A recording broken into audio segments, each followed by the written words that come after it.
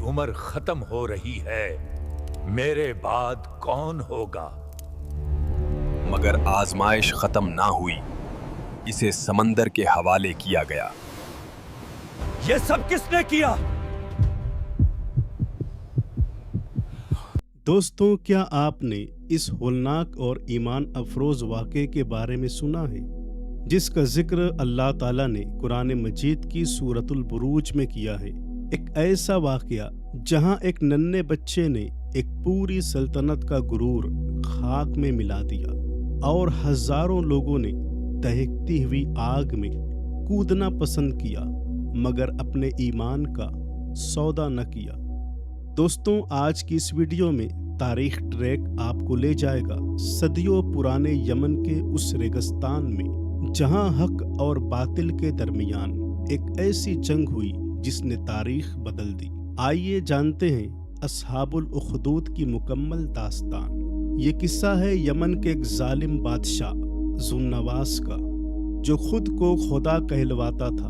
उसके दरबार में एक बूढ़ा जादूगर था, जिसने अपनी मौत के करीब बादशाह से कहा कि मुझे एक ज़हीन लड़का दो ताकि मैं उसे अपना जादू सिखा सकूं। वो लड़का रोज़ जादूगर के पास जाता, लेकिन रास्ते में उसे एक राहिब ईसाई बुजुर्ग को मिलता। लड़का उस राहिब की बातों से इतना मुतासिर हुआ कि उसे समझ आ गया कि असल ताकत जादू में नहीं, बल्कि कायनात के खालिक अल्लाह की ज़ात में है। एक दिन एक बड़े दरिंदे ने लोगों का रास्ता रोक रखा था। लड़के ने सोचा कि आज फैसला हो जाएगा कि कौन सच्चा है।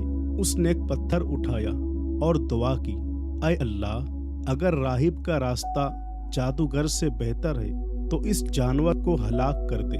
उसने पत्थर मारा, जानवर मर गया और लोग हैरान रह गए। अब उस लड़के के हाथों अल्लाह के हुक्म से अंधे ठीक होने लगे और बीमारियां दूर होने लगी। जब जालिम बादशाह को पता चला कि ये लड़का अल्लाह पर ईमान ले आया है, तो उसने उसे कत्ल करने का हुक्म दिया। उसे ऊंचे पहाड़ से नीचे फेंका गया। जितने सिपाही साथ गए थे, अल्लाह का अजाब आया, वो सब मर गए और वो लड़का जिसे पहाड़ से लुढ़का कर कत्ल करने का इरादा था, वो सही सलामत पलट कर बादशाह के दरबार में आता है।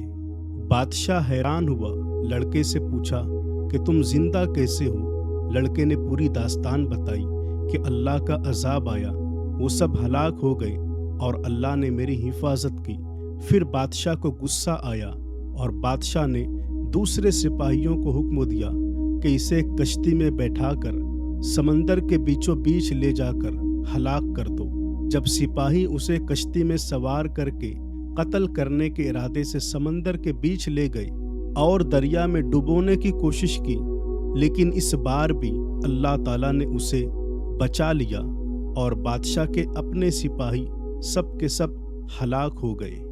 बादशाह के पास दरबार में आने के बाद फिर से बादशाह ने पूछा कि अब क्या हुआ, तुम जिंदा कैसे हो? लड़के ने पूरी दास्तान बता दी।